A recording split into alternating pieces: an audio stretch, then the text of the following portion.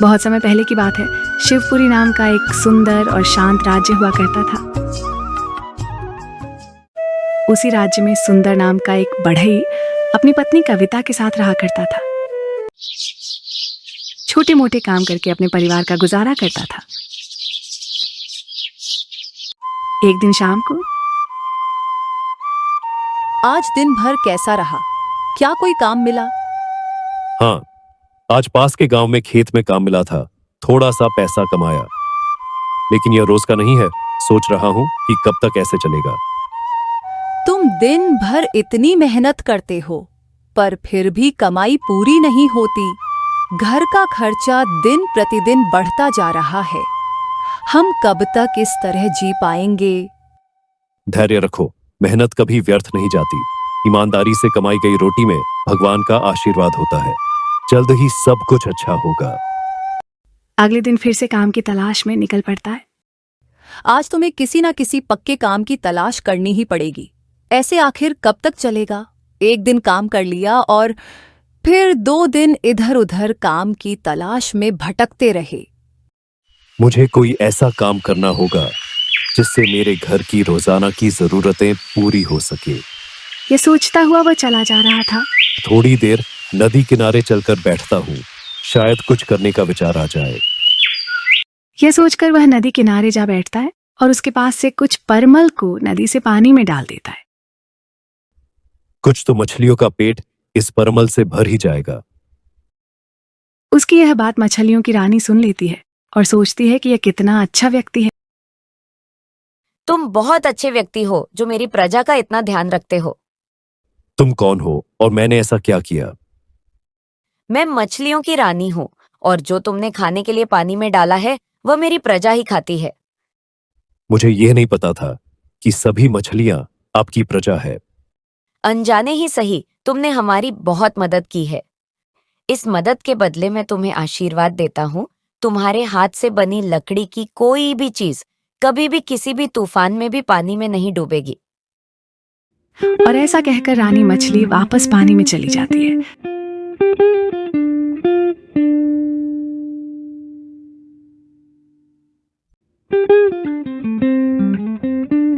यह क्या हुआ? मुझे तो कुछ समझ ही नहीं आया। हो सकता है भगवान का मुझे यह इशारा हो कि अब मुझे नाव बनाने का काम करना चाहिए। सुंदर वापस अपने घर की ओर चल पड़ता है। घर आकर वह सारी बातें अपनी पत्नी को बताता है। आपको सही लगता है अब हमें नाव बनाने का ही काम करना चाहिए। परंतु मैं तो साधारण नाव ही बना पाऊंगा।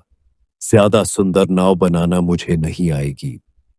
कुछ समय बाद उस दिन सुंदर अपने घर के आंगन में एक नई नाव को तैयार कर रहा था कि तभी गांव का मुखिया वहां आ पहुंचा। सुंदर भाई, मैं तुम्हारी कला को बहुत अच्छी तरह से पहचानता हूँ और मैं दावे के साथ कह सकता हूँ कि तुमसे अच्छा बढ़ाई ना इस राज्य को मिला है और ना ही किसी राज्य में है। हाँ, पर अब दुख इस बात का है कि शिवपुरी के वासी तुम्हारी कला की कदर नहीं करते हैं। कोई बात नहीं मुखिया जी, आज संडर की कला को कोई भाव नहीं दे रहा, पर एक दिन संडर का दिन भी आएगा। सच कहूं तो अगर किसी और बड़ाई में तुम्हारे जैसी कला होती तो वो आज सबसे बड़ा धनवान होता।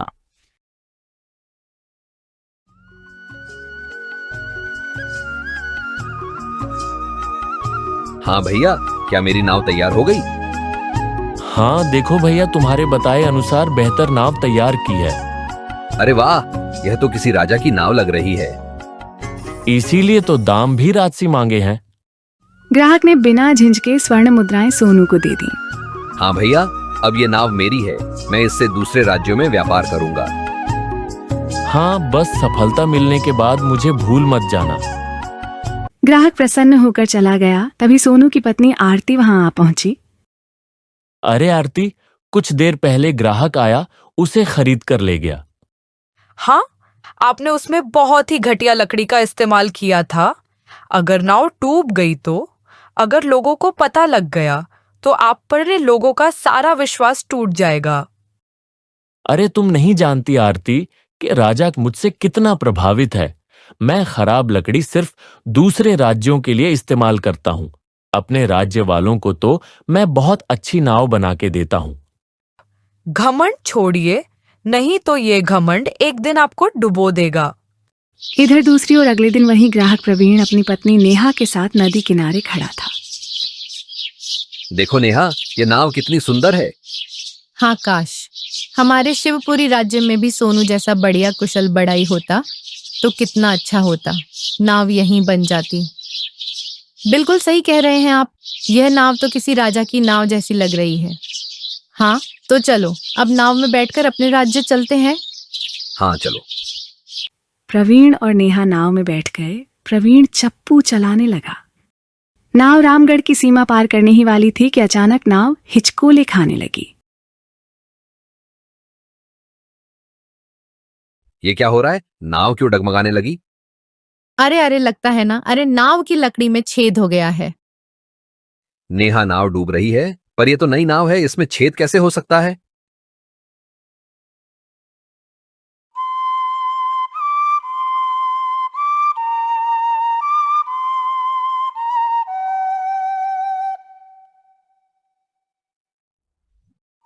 उधर इत्तेफाक से सुंदर वहीं नदी किनारे टहल रहा था। प्रवीण और नेहा को डूबता देख सुंदर ने नदी में छलांग लगा दी और बहुत मुश्किल से उन्हें उनकी नाव सहित खींचकर किनारे ले आया।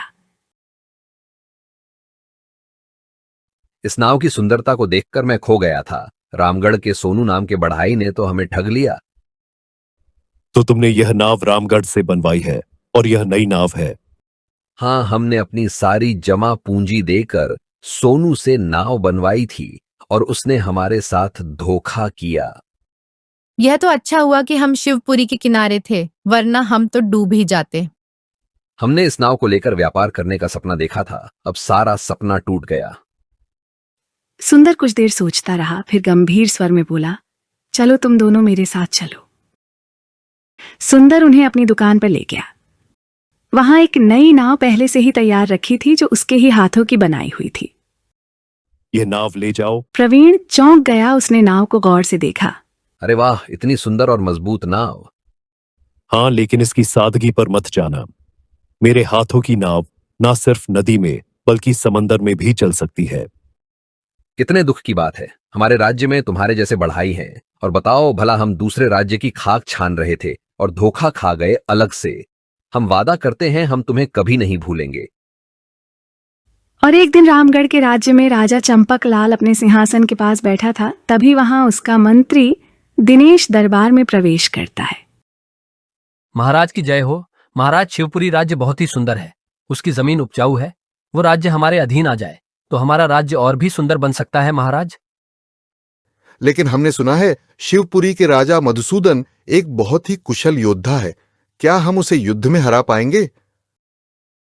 अरे महाराज, हमारी सेना उससे कहीं बड़ी है।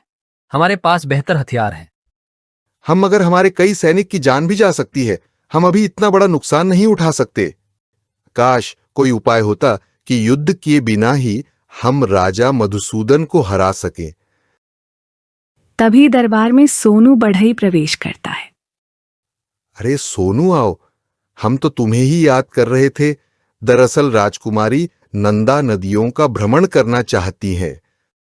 हम चाहते हैं कि तुम उनके लिए एक विशेष और भव्य नाव तैयार करो। महाराज की जैसी आज्ञा। महाराज, ऐसी नाव बनाऊंगा कि उस जैसी नाव ना होगी। हाँ, हमें तुमसे यही उम्मीद थी। सोनू, तुम जैसे बढ़ाई केवल हमारे राज्य में नहीं बल्कि पूरे संसार में नहीं है। यह सुनकर राजकुमारी नंदा मुस्कुराने लगी।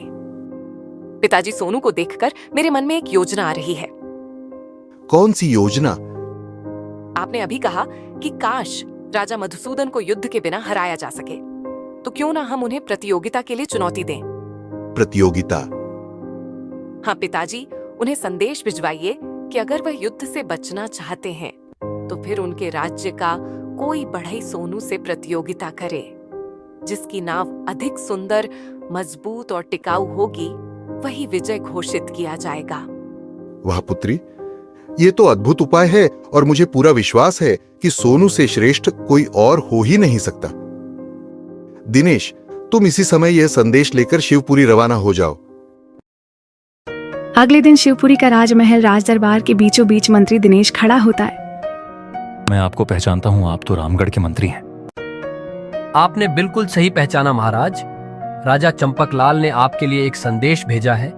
या तो आप युद्ध करें या फिर एक प्रतियोगिता में भाग लें। आपके राज्य का कोई कुशल बढ़ाई हमारे राज्य के सोनू से नाव बनाने की प्रतियोगिता करेगा, और जिसकी नाव अधिक सुंदर और मजबूत बनेगी वही प्रतियोगिता जीतेगा। यदि आप हारते हैं तो शिवपुरी राज्य हमारे अधीन हो जाएगा।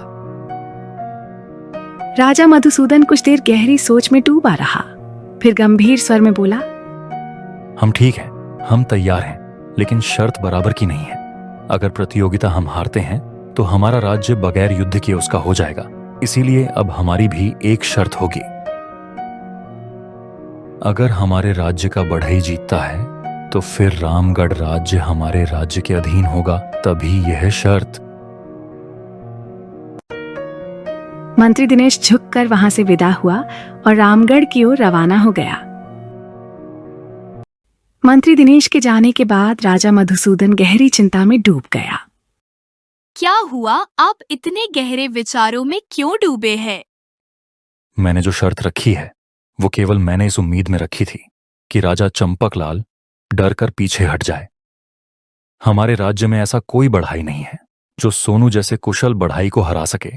अगर चंपकलाल ने शर्त स्वीकार कर ली तो मेरी तो प्रतिष्ठा मिट्टी में मिल जाएगी। उसी समय दरबार में प्रवीणा आया।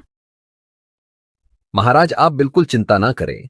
आपके ही राज्य में एक ऐसा कुशल बढ़ई है जो सोनू को हरा सकता है। क्या सच में? क्या हमारे राज्य में ऐसा कोई बढ़ाई मौजूद है? प्रवीण आगे बढ़ा और पूरी कहानी सुनाने लगा। और इस तरह उसी नाव से व्यापार करके महाराज आज मैं इतना बड़ा व्यापारी बन गया हूं। मजाल है कि वो नाव कभी डूब जाए। तो ठीक है, फिर सुंदर को लेकर आओ। प्रवीण तुरंत सुंदर के घर पहुंचा और सुंदर को सारी घटना बताई और प्रतियोगिता का न्योता दिया।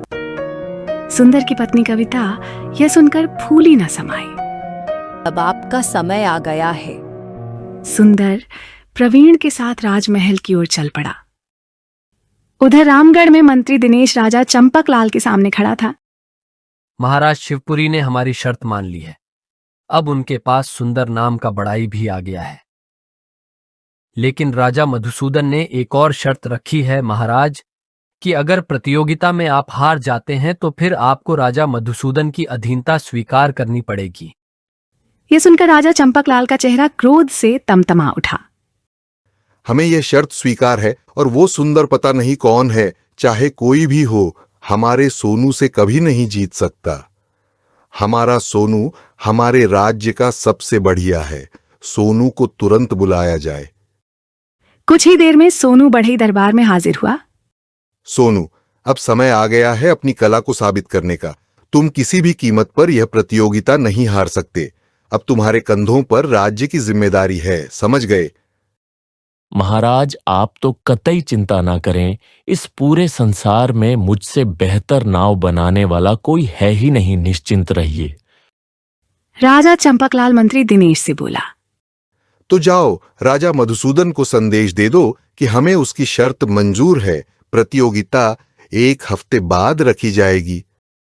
ऐसे ही 7 दिन गुजर गए। प्रतियोगिता के दिन राजा मधुसूदन और राजा चंपकलाल एक नदी के किनारे पर जमा हो गए। दोनों ओर से बढ़ई भी आ चुके थे। इस बढ़ई के ऊपर अपना पूरा राज्य लगा दिया। यह तो हमारे सोनू के सामने टिक ही नहीं पाएगा।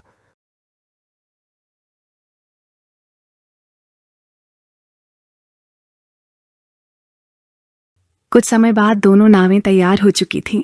सोनू की नाव बहुत सुंदर थी, चमचमाती हुई, रंग बिरंगी, जबकि सुंदर की नाव साधारण लग रही थी, सीधी, सरल परंतु मजबूत। तुम्हारी नाव देखो तो, जरा दूर से ही लग रहा है जैसे कबाड़ी में खरीदी गई हो। जरा इधर तो देखो, मेरे बढ़ई की नाव, क्या भव्यता है इसमें। प्रतियोगिता सुंदरता की नहीं थी, बल्कि टिकाऊपन और मजबूती की थी। निर्णय तो तब होगा जब दोनों नाव में यात्रियों को बैठाकर नदी का एक पूरा चक्कर लगाया जाएगा। ठीक है, हमें मंजूर है। राजा चंपकलाल ने अपने राज्य के 2 सैनिकों को इशारा किया, तुम दोनों नाव में सवार हो जाओ और नदी का एक पूरा चक्कर लगाकर बताओ कि कौन सी नाव सबसे बेहतर है। उसके बाद मैं और राजा मधुसूदन हम दोनों नाव पर सवार करके फैसला करेंगे कि किसकी नाव सबसे ज्यादा बेहतर है। जाओ। यह सुनकर राजा मधुसूदन मुस्कुराते हुए बोला, और वो फैसला कैसे होगा? बड़ा ही आसान है। जिसकी नाव सबसे ज्यादा बेहतर होगी वो तेज गति से पानी में तैरेगी और जो कमजोर होगी वो कम गति से तैरेगी। मुझे मंजूर है। फिलहाल तो अपने सैनिकों को दोनों नाव पर बैठा दीजिए। देखते हैं आपके सैनिकों को किसकी नाव ज्यादा पसंद आती है। दोनों सैनिक नाव में बैठ गए। एक ने सोनू की नाव ली, दूसरे ने सुंदर की। नदी में दोनों नावें बढ़ चली। दोनों नावों में रेत से भरी कई बोरियां भी रख दी गईं। लेकिन कुछ ही दूरी पर सोनू की नाव में पानी भरने लगा। अचानक सोनू की नाव बीच नदी में ही डूब गई। हमारी नाव कहाँ गई? महाराज, वो नाव तो आधे रास्ते में ही डूब गई। मैं भी डूबने वाला था, पर इस सैनिक ने मुझे बचा लिया।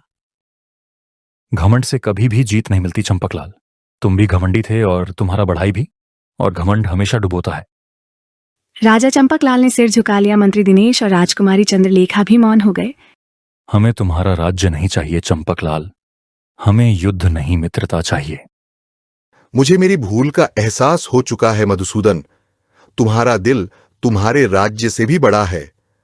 तूने न केवल हमारे राज्य की इज्जत डुबोई बल्कि हमारे विश्वास को भी तोड़ा। अब से तू हमारे राज्य का हिस्सा नहीं है।